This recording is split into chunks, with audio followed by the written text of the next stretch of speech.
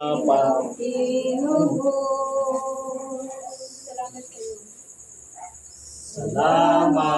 sa iyo, aking Panginoong Yesus. Ako'y inibig mo at inangking lubos.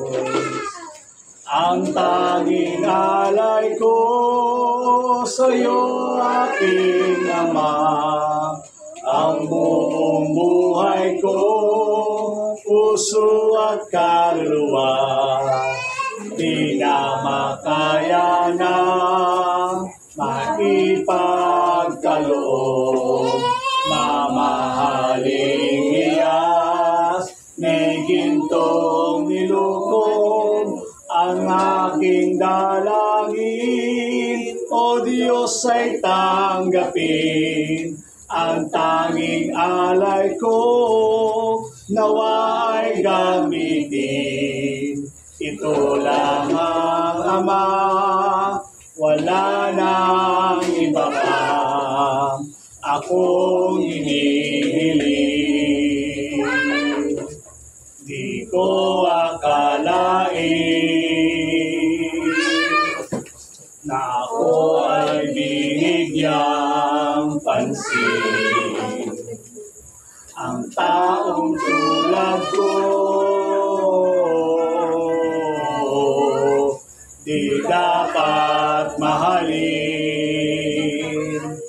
Ang tanging alay ko sa'yo, aking Ama, ang buong buhay ko, puso at kaluluwa, hindi makaya na maipagkaloob.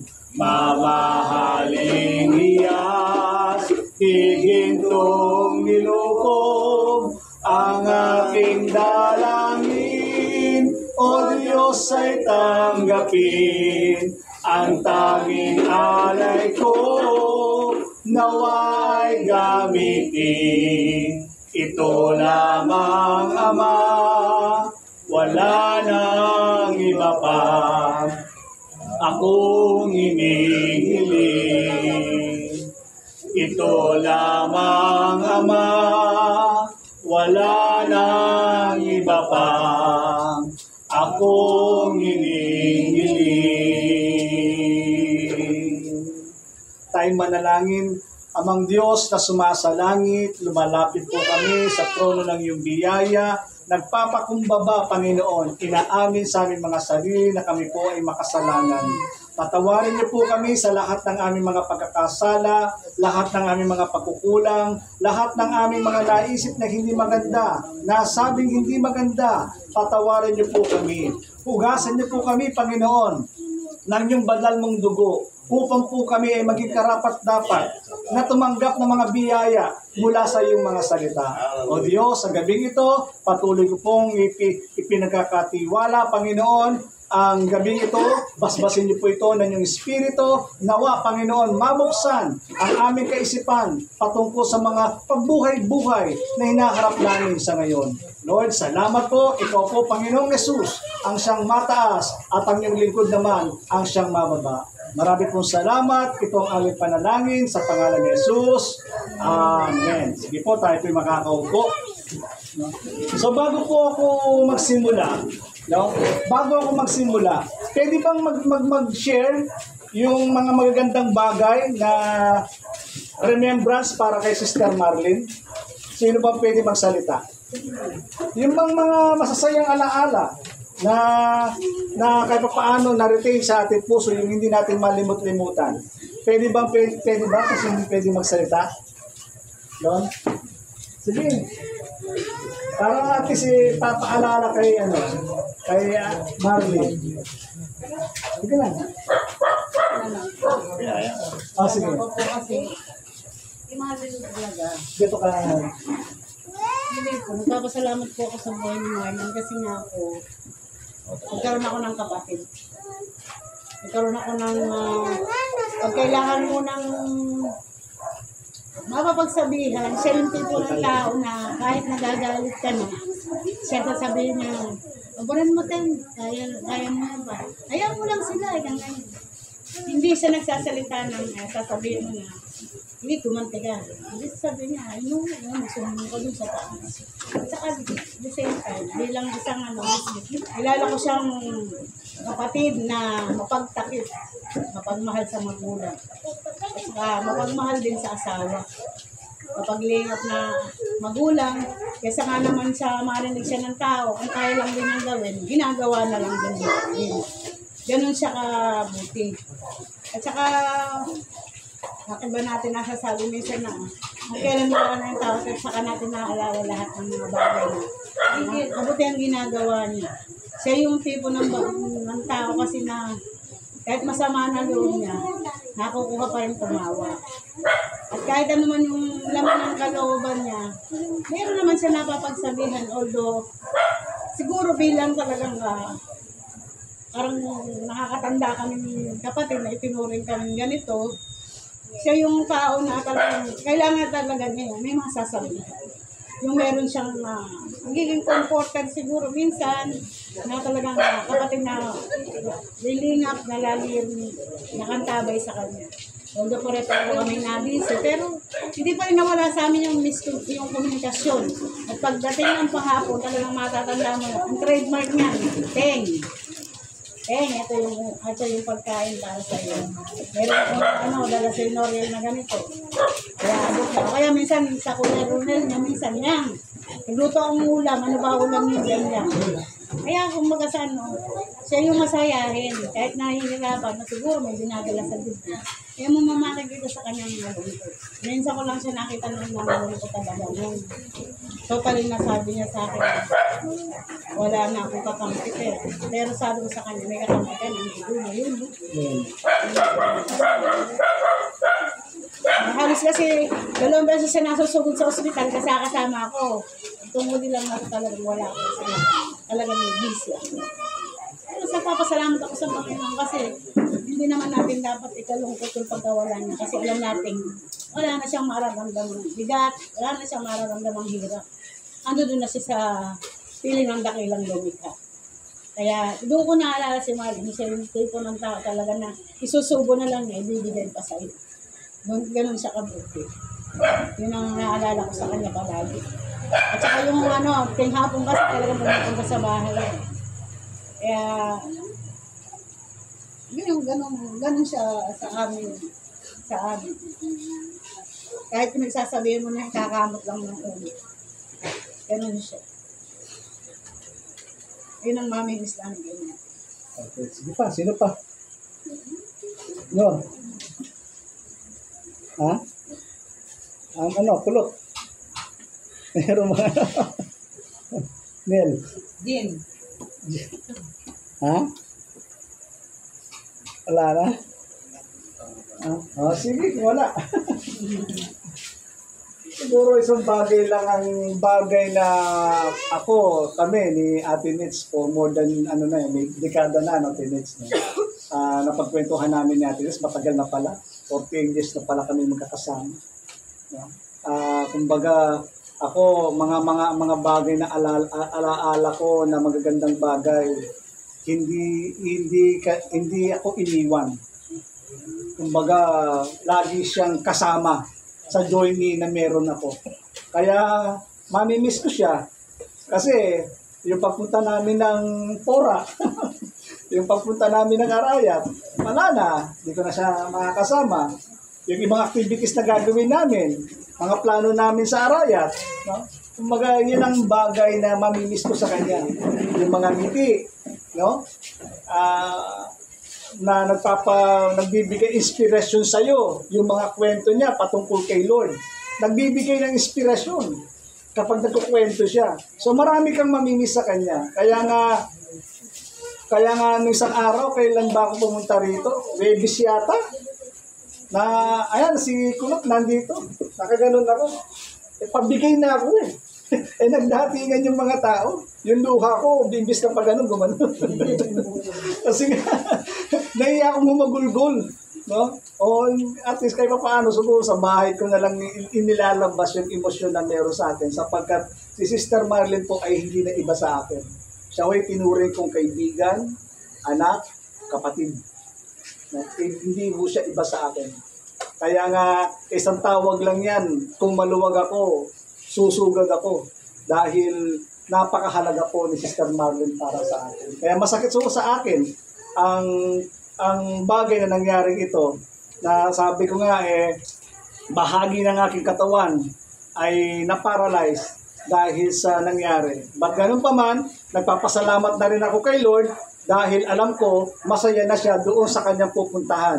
Doon wala nang sakit, wala nang stress, wala nang problema nga harapin, doon masaya na siya.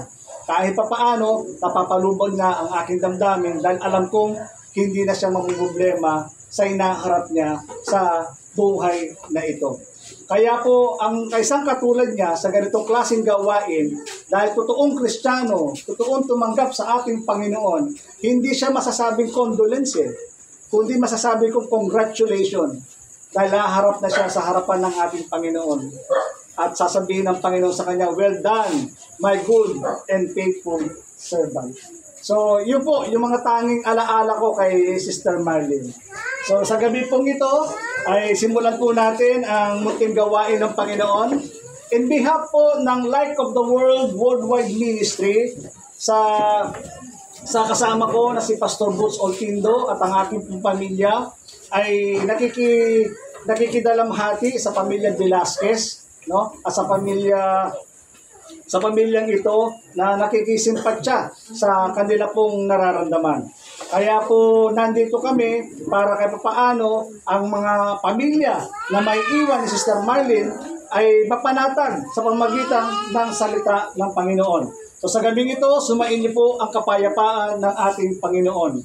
Meron pong kwento sa Biblia na kung saan ang Panginoong Yesus ay meron siyang kaibigan dito sa lupa nung siya ay nabubuhay. Ang kaibigan niyang ito walang iba kundi si Lazarus, ang pinakamamahal niyang kaibigan. Nung nalaman po ng Panginoong Yesus, yung kanyang kaibigan ay namatay, hindi po siya nagdalawang isip, siya po ay pumunta doon sa kanyang tahanan ni Lazarus. Habang po'y naglalakad ang ating Panginoong Yesus doon sa bahay ng kanyang kaibigan, sinalubong po siya ng dalawang magkapatid. Ang kapatid ni Lazarus ay si Marta at Maria. Habang po siya ay papatungo, lumalakad doon sa bahay po ni Lazarus, sinasalubong naman sila ni Maria at ni Marta. At nung habang po sila ay nagsasalita, nakita ng Panginoong Yesus na umiiyak si Maria.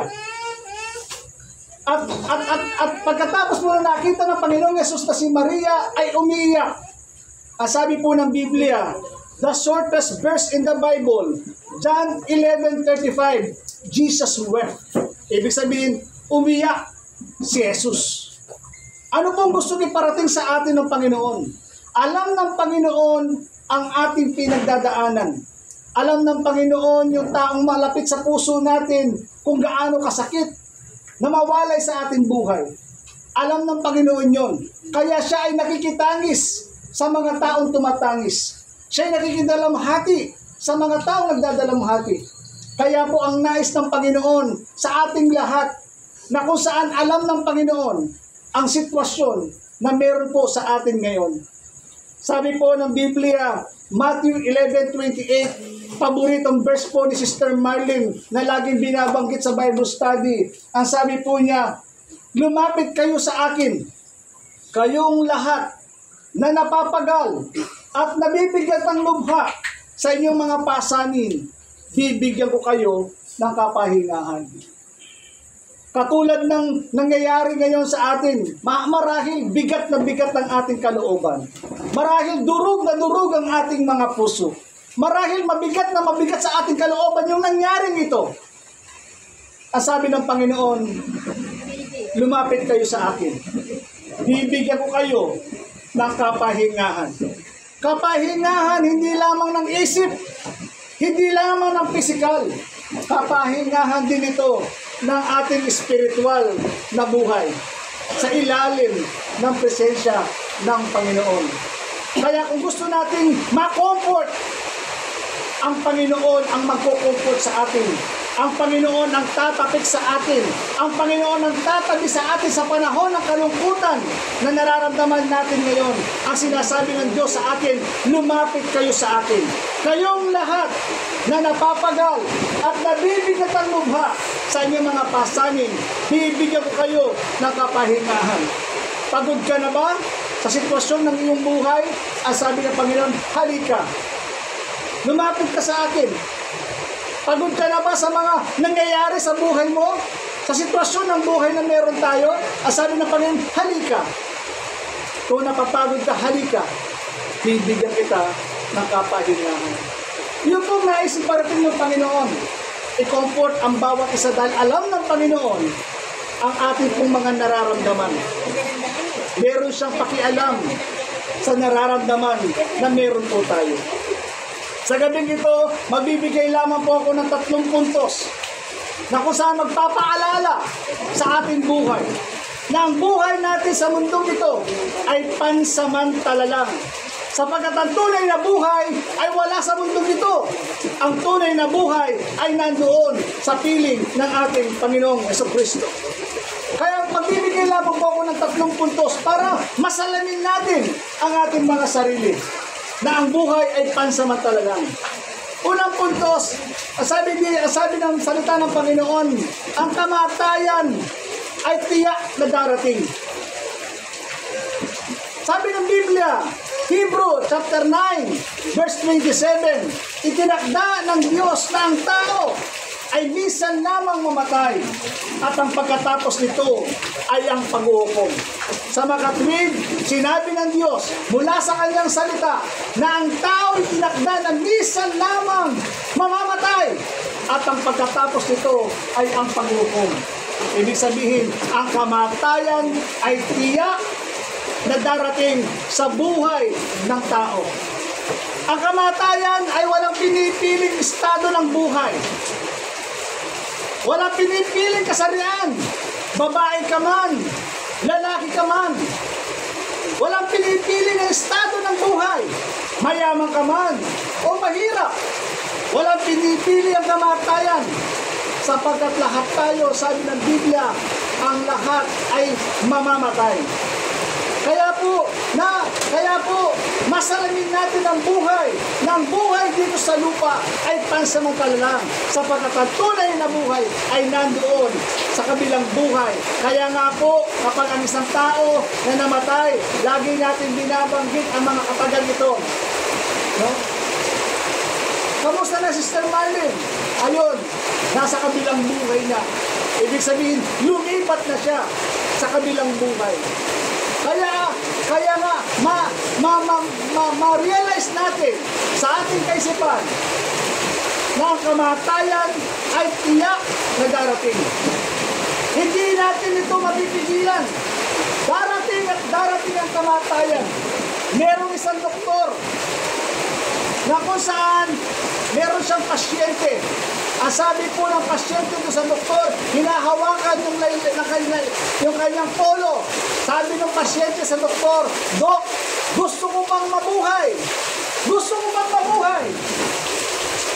Kahit atong doktor na ito ay dalubhasa sa kanyang profesyon, hindi pa rin niya makokontrol ang kamatayan sapagkat ang kamatayan ay tiyak na darating sa buhay ng isang tao. Kahit pa na tayo ang pinakamayaman sa buong mundo, hindi pa rin natin makokontrol ang kamatayan sapagkat ang kamatayan ay tiyak na darating. Tama, yung pera ay pwede pang dugtungan, pwede pang makatulong, mabuhay pa ng mga ilang araw, mabuhay pa ng ilang taon, pero ayaw aminin natin at hindi, darating at darating sa buhay ng tao na siya ay mamamatay. Pangalawang puntos na gusto ko pong iwan sa ating lahat, ang kamatayan ay di tiyak kung kailan ito darating. Ang kamatayan ay traidor. Hindi siya nagpapaalam kung saan na lamang siyang darating. Sapagkat ang kamatayan ay di tiyak kung kailan to darating. Unexpected, ika nga. Kusa na lang siyang darating. Sino po makapagsasabi na si Sister Marilyn, no? Medyo na pala ang huling buhay niya. Nung Sunday, masaya kami nagkukwentuhan. Gumingiti siya, masaya siya. Sino makapagsasabi, yun na pala ang huling kita ko sa kanya. Kung alam nga pala sana niya na darating ng Lunes, ay merong darating siya sa ganitong sitwasyon. Hindi na sana siya naligo, hindi na sana siya naglinis, hindi na siya nagluto, hindi na siya naging abala noong mga panahon na yon. Kung alam lang sana niya na mawawala na pala siya sa ibabaw ng mundo ito. Sapagkat ang kamatayan ay di tiyak kung kailan ito darating. Unexpected yung kanyang pagdating. Kaya ang kamatayan ay traidor. Sino makapagsasabi na si Marlene pala? Hanggang doon na lang. Kung alam lang sana ni Marlene, nakukunin na siya na doon. Pupunta na siya, uuwi na siya sa Panginoon. Kung alam na niya sana, at least nakapaghanda siya. Pero, hindi nga niya alam kung kailan iyon darating. Ang isang pinakamahalagang bagay na narinig ko sa kanya, sinasabi ito kay Nuriel, sinasabi din naman niya sa akin, at least, pag namatay ako, alam ko kung saan ako pupunta. Alam niya sa kanyang sarili kung saan siya pupunta. Meron pong kwento dito po sa Checkpoint Dao, yung mga kabataan habang sila'y nagro-road trip ng madaling araw, habang sila'y nagro-road trip, sabi ng mga nakasakay ng mga kabataan doon sa tricycle, bilisan mo pa! Bilisan mo pa! Sabi ng mga makasakay sa tricycle. At binilisan naman ang driver ng tricycle. At nang hindi na makontrol, sobrang bilis niya, merong isang kotse na nakatambay, biglang binuksan ng pinto. Natatamaan niya yung pinto ng kotse. At biglang-bigla, iniwasan niya yun sa kanyang pag-iwas dahil mabilis yung tricycle, umikot yung tricycle at lahat ng nakasakay doon sa tricycle na yon ay namatay. Kung alam lang sana ng mga kabataan ito na mawawala na pala ang buhay nila, sana hindi nila sila nag-road trip. Sana hindi nila sila gumawa ng ganong klase ng kanilang trip habang sila ay nandoon sa tricycle. Kung alam lang sana nila. Bakit? Kasi nga, ang kamatayan ay di tiyak kung kailan ito darating. Malakas ka ngayon. Hindi garantiya ang sakit para kunin ka ni Lord. Hindi rin garantiya ang lakas para kunin ni Lord. Walang makapagsasabi kung kailan darating ito. Kaya nga habang buhay pa ang ating mga mahasabuhay, iparamdam na natin ang kanilang iparamdam na natin sa kanila yung pagmamahal. Iparamdam na natin sa kanila yung gusto natin sabihin habang buhay pa sila. Merong isang kasabihan, na kasabihan ay ganito, aahanin mo ang damo kung patay na ang kabayo. Hindi na ma-appreciate ng kabayo yung damo. Bakit? Kasi patay na yung kabayo. Ano yung lesson? Ang lesson habang buhay pa, yung mga taong nasa paligid natin, na malapit sa atin, yung pamilya natin, yung kapatid natin, iparamdam na natin sa kanila na mahal natin sila. Iparamdam na natin sa kanila yung pagmamalasakit. Si Marlene, na nandito ngayon, sabihin ko, Marlene, kaluguran ka. Na ako daramdamang Marlene. Hindi na niya ako marinig. Kasi patay na siya. Mas masarap iparinig sa kanya habang buhay siya. Habang buhay siya. Kaya sabi ko nga, kahit ano pang sabihin mo, kaluguran ka ate, no? Kaluguran ka. Sorry. Ala na. Useless no retang words. Useless na yung mga salita na binitawan mo kasi hindi na nga niya narinig. Dapat sana habang buhay pa, ipinaramdam na natin sa kanya iyon. Yung nanay ko, ako po ay lumaking pasaway nung ako'y kabataan pa. Dahil nung aking kabataan, ako po ay nalulong sa drugs, sa bisyo, sa fraternity. Lumaking pasaway. At ang nanay ko, naging sakit ulo ako ng magulang ko. Kaya halos hindi na ako umuwi sa aking bahay dahil sa aking bisyo, dahil sa aking barkada. Kaya dumating yung araw na pumutok yung pinatubo at pumunta ako ng Maynila at doon sa Maynila ako ay na-born again. Nakilala ang Panginoon. At doon sa area na yon, isinama naman ako sa Oriental Mindoro. Matagal akong nasa Mindoro na hindi umuwi sa Pampanga. Ang pinakamasakit dito, nang uuwi na ako ng Pampanga, patay na ang nanay ko. Masakit! Kasi hindi ko nasabi sa kanya mga dapat kong sabihin sa kanya. Nagbigay ako ng sugat sa kanyang puso. Nagbigay ako ng sama ng loob sa kanyang puso. Ang pagmamahal ng magulang iba. Habang pinapalo ako ng tatay ko, ang nanay ko sumasangga. Pero hindi ko nakita yung pagmamahal ng aking ina na yun. Bagkus natanim sa aking puso ang galit at hinanakit sa aking puso. Kaya nung namatay yung nanay ko, ang sakit. Kasi hindi ko nga naparamdam sa kanya. Hindi ko man siya nailabas. Hindi ko masabi sa kanya, Nay, kaluguranda ka. Bakit? Kasi wala na ako sa tabi niya nung siya ay nawala. Kaya po nung inililibing na siya, na hindi ko mapigil ang aking luha, merong isang hangin. May hangin na parang dumapo sa aking tenga. Ang sabi ng hangin, anak, yung bagay na sinasabi mo, yung bagay na hindi mo nagawa sa akin, gawin mo sa tatay mo. Kaya siguro marahil ganito rin kay Marlene. Yung bagay na hindi natin nagawa, gawin natin yon sa pamilya, sa kapatid. Huwag na natin hayaang mawala pa. At least kahit paano, kahit buhay siya, naiparating natin sa kanya na mahal natin siya. Naipadama yun. Yung tapik, yung yakap, yung halik. Nasabi sana natin yun sa kanila.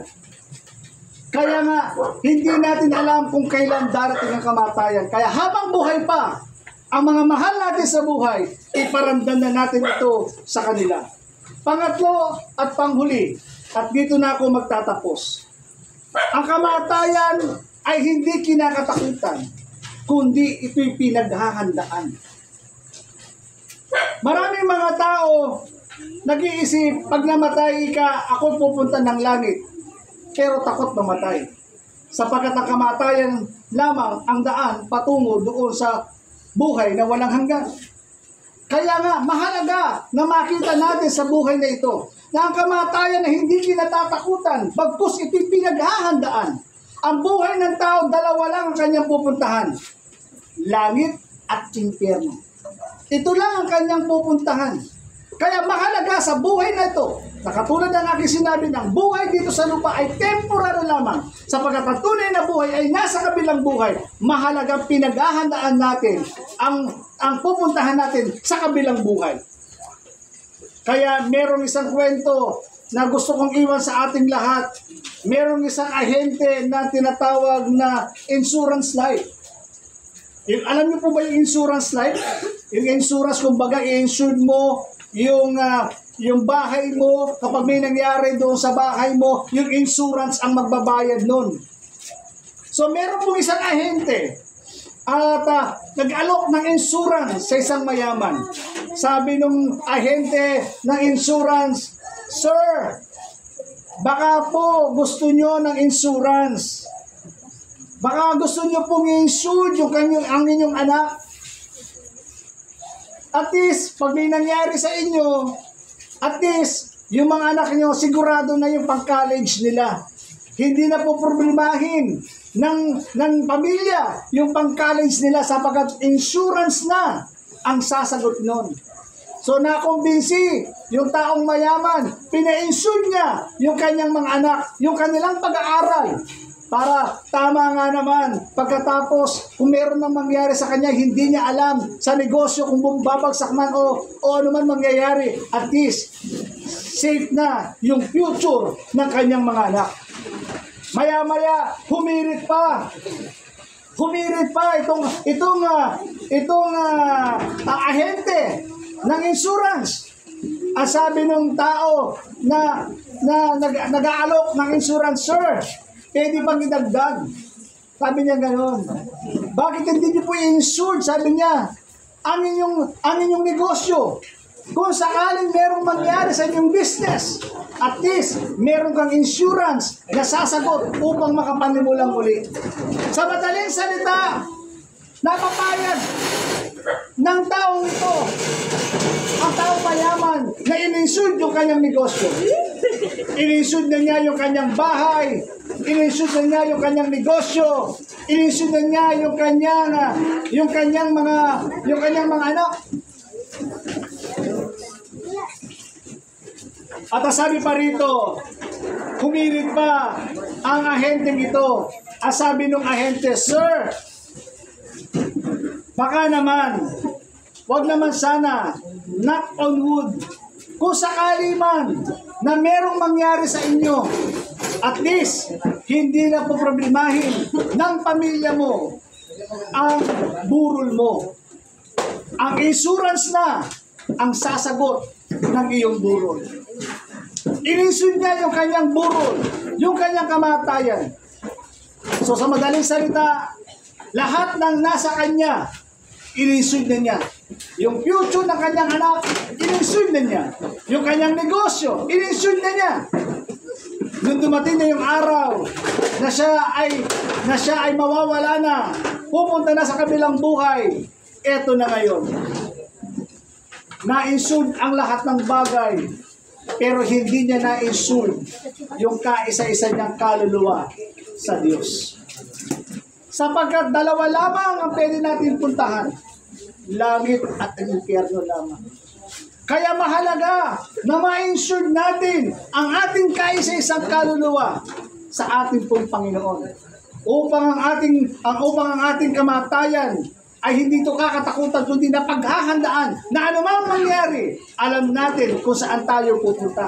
Katulad ni Marlene, na paghandaan niya ang pagdating ng ganitong sitwasyon. Lagi niya sinasabi kay Noriel, at least pupunta akong langit. Bakit? Kasi alam niya, napaghandaan niya. So, ang tanong ngayon, paano ko i-insure yung aking kaluluwa sa Diyos? Paano? Sabi ng Biblia, Roma 6:23, ang lahat ay nagkasala. Walang nakaabot sa pamantayan ng Diyos. Ang sabi po ng Biblia sa Roma 6:23, ang lahat ay nagkasala. Pag sinabing lahat, kasama ako doon. Kasama pamilya ko, asawa ko, tatay ko, anak ko, kamag-anak ko. Sabi ng Biblia, lahat ay nagkasala at hindi nakaabot sa kalwalatian ng Diyos o sa pamantayan ng Diyos. Ano ba pamantayan ng Diyos? Ang pamantayan ng Diyos ay ang 10 utos ng Diyos. Isa sa mga utos ng Diyos nakalagay doon, huwag kang magsisinungaling. Huwag kang magsisinungaling. Sabi ng Biblia, masunod mo lang yung 9, pero yung isa ay hindi mo nasunod. Ang sabi po ng Biblia, nilabag natin ang lahat ng kautusan ng 10 utos sapagkat isa ang Diyos na nagbigay nito sa atin. So kung lahat tayo ngayon ay hindi tayo nakapasa sa 10 utos, tama ang Biblia na nagsabi ang lahat ay nagkasala. Ito pa ang pinakamasaklap. Sabi ng Biblia, Roma 6:23, nasabi niya ay ganito, ang kabayaran ng kasalanan ay kamatayan. Kamatayan hindi lamang pisikal, kamatayan din ito patungo sa dagat-dagatang impyerno. Sapagkat sabi ng Biblia, ang kabayaran ng kasalanan ay kamatayan. Dahil lahat tayo ay makasalanan. Lahat tayo ahantong doon sa dagat-dagatang impyerno. Sabi po ng Biblia, Mark 9:44 and 45, ang impyerno po ay ipicture natin sa ating kaisipan, ang impyerno po ay apoy na hindi namamatay. Uod na hindi namamatay. Doon po itatapon ang mga taong makasalanan. Kung lahat tayo ay nagkasala, alam na natin ngayon yung destiny na meron tayo. Kaya nga po, mahalaga sa buhay po natin na magbalik loob sa Panginoon para ma-insure natin yung ating kaluluwa sa ating pong Panginoon. Nasabi ng Biblia, 1 John chapter 1 verse 9, kung ipapahayag mo sa iyong labi, sabi ng Panginoon, kung ipapahayag mo sa Panginoon ang iyong kasalanan, siya'y banal at tapat, tayo kanyang patatawarin, lilinisin sa lahat ng ating mga kasalanan. So sa makatuwid, kailangan pala nating ikumpisal ang ating mga kasalanan sa ating pong Panginoon. Pangalawa, kung gusto nating i-insure yung ating kaluluwa sa Diyos, kailangan po tayong manampalataya sa ating Panginoong Hesus. Nasabi ng Diyos ay ganito. Allow niyo pong basahin ko to sa kanyang salita sa John chapter 14, verse 1 to 3. Ang sabi niya, huwag mabagabag ang inyong kalooban. Sumampalataya kayo sa Diyos, sumampalataya din kayo sa akin. Sa bahay ng aking Ama ay maraming silid. Kung hindi ito totoo, sasabihin ko ba sa inyo, pupunta ako roon upang ipaghanda ko kayo ng inyong matitirhan. At kapag naipaghanda ko na kayo ng matitirhan, ako'y babalik. Isasama ko kayo upang kayo makapiling ko kung saan man ako naroon. Ito po yung pangako ng Panginoon sa mga taong nananampalataya sa ating Panginoong Hesus. Ito yung pangako ng Panginoon na kapag pala tayo ay merong tunay na kaugnayan sa ating Panginoon, ang sabi ng Diyos, isasama tayo kung saan siya naroon. Kaya nga po napakahalaga na panampalatayanan natin ang ating Panginoong Hesus na siya lamang ang daan patungo sa Diyos Ama at wala nang iba pa. Kaya sabi na salita ng Panginoon, John 3:16, gayon na lamang ang pag-ibig ng Diyos sa sanlibutan. Kaya ibinigay niya ang kanyang bugtong na anak na si Jesus, na sino mang sumampalataya sa kanya ay hindi mapapahamak. Pagmasdan natin, pakinggan natin ang sinabi ng salita ng Diyos. Nasabi, ang sino mang sumampalataya sa kanya, sa ating Panginoong Hesus, ay hindi na mapapahamak. So kailangan pala na manampalataya sa ating pong Panginoong Hesus. Pangatlo, tanggapin ang Panginoong Hesus. Papasukin ang Panginoong Hesus sa ating pong mga buhay. Paghariin ang Panginoong Hesus sa ating pong mga buhay. Sumunod sa kanyang kalooban. Ang sabi ng Panginoon sa Pahayag 3:20, ako'y kumakatok sa pintuan ng iyong puso. Kung di rin hindi naman ang aking piling, ako'y papasok at magsasalo kami sa hapagkainan. So nais ng Panginoon sa gabing ito na maghari siya sa ating puso at hayaan natin ipagkatiwala sa Kanya ang ating pong buhay. Para ma-insure natin ang ating mga buhay sa Kanya.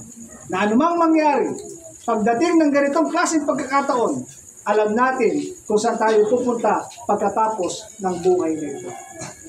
Kaya bilang panguli at pangwakas, ako po ay mananalangin para sa pamilya at para din po sa ating pong kapatid na Sister Marilyn, na kung saan ang kapayapaan ng Panginoon ay maghari po sa kanilang mga buhay.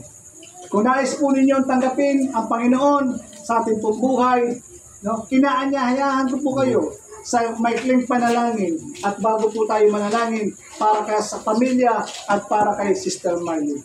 Sige po, tayo po'y tumayo. Mananalangin lang po ako.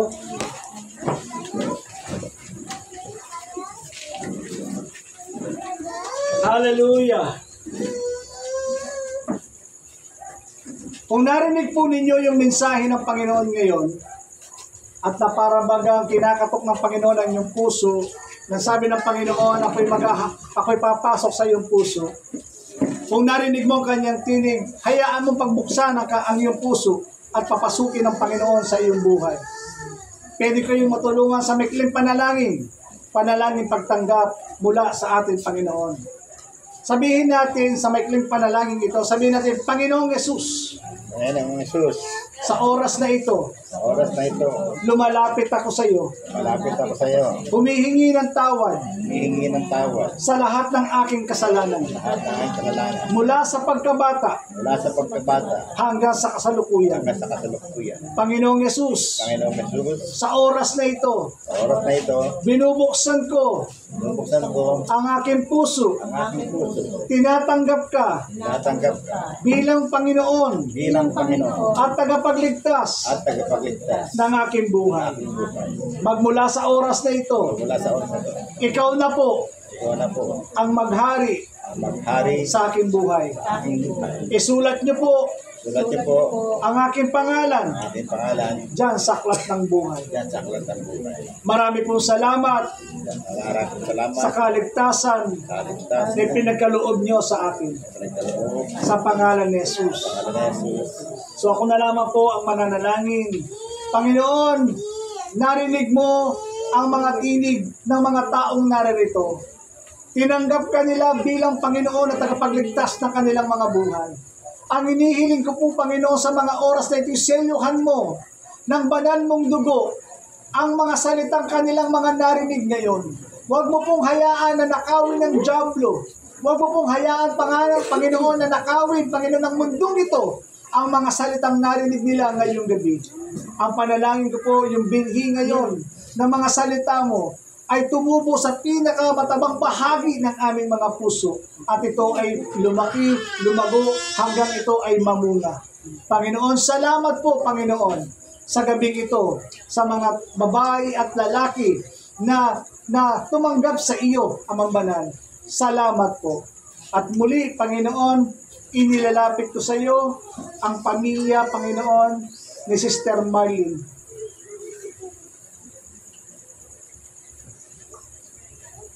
Lord God, in Jesus' name, alam po namin, Panginoon, na mahirap, masakit ang mawalan, Panginoon, ng isang minamahal sa buhay. Panginoon, hinihiling po namin, Panginoon, may comfort niyo po, Panginoon, ang pamilya sa panahon, Panginoon, ng kanilang kalungkutan. Sa panahon, Panginoon, na sila'y nag-iisa. Sa panahon, Panginoon, na namimiss po nila ang kanilang kapatid. Panginoon, bisitahin sila ng iyong Espiritu at yakapin sila, Panginoon, at iparamdam sa iyo, Panginoon. Iparamdam mo sa kanila ang iyong pag-ibig. Lord God, sa iyo ko po pinagkakatiwala ang kanyang sambayanan. Lord God, alam po namin na kapag nasa iyong kamay, Panginoon, ay hindi ito mapapariwara sapagkat alam po namin ay nasa mabuting kamay ang kanyang pamilya. Amang Banal na sumasalangit. Lord, yung kanyang anak na si Diyos, Lord God, in Jesus' name, hayaan niyo po, Panginoon, na siya'y gabayan hanggang sa kanyang paglaki, Amang Banal na sumasalangit. Lord, salamat po, i-comfort niyo po ang bawat pamilya, Panginoon, na narito at yakapin sila ng iyong pag-ibig. Salamat po, Panginoon. Patuloy po, Panginoon, i-release sa kanila ang katatagan, i-release sa kanila, Panginoon, ang magpatuloy sa buhay, Panginoon, at harapin ang mga bawat hamon ng buhay na punong-puno ng pag-asa, Panginoon. Lord, darating ang araw na Sister Marlene, Panginoon, ay makakasama na po din namin, Panginoon, sapagkat ito ang iyong ipinangako sa mga taong umiibig sa iyo. Salamat po, Panginoon. In the name of Jesus. And Lord God, nagpapasalamat din po kami sa buhay na pinahiram mo, Panginoon, kay Sister Marlene. Salamat po sa mga masasayang alaala na inilagay mo sa aming puso't isipan. Salamat po, Panginoon, sa mga ngiti. salamat po, Panginoon, sa mga advices na binibigay sa amin. Salamat sa buhay na nakasama namin, Panginoon, na siya, Panginoon, sa ibabaw ng mundo nito. Maraming po salamat. Kaya po, sa mga oras na ito, sa pangalan po ng aming Panginoong Yesus, isinusurrender na po namin sa iyo, Panginoon, ang kaluluwa ni Sister Marlene, Panginoon. Kunin niyo na po at dalhin niyo po siya kung saan ito nararapat. Marami pong salamat, Panginoon, sa pangalan ni Jesus. Amen. Marami pong salamat and God bless you.